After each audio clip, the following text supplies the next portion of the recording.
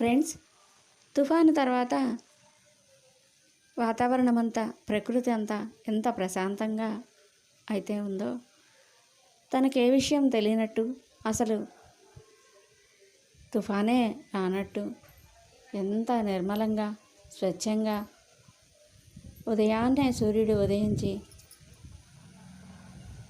తన దినచర్యలో ఏ ఆలస్యమూ లేదు. ప్రతిరోజు తన కళ్ళెదురుగుండా ఎన్ని విపత్తులు జరిగినా తన ధర్మంలో తను ఉన్నాను అని నిరూపిస్తున్నారు ఆ సూర్యభగవానుడు. మరి మనం కూడా అంతే. మనకు ఎన్ని కష్ట నష్టాలు ఎదురైనా, ఎలాంటి అవమానాలు ఎదురైనా మన ధర్మంలో మనం ఉండాలి, మన బాధ్యతల్లో మనం ఉండాలి. ఏమిటి మన ధర్మం? సత్యంతో జీవించడం,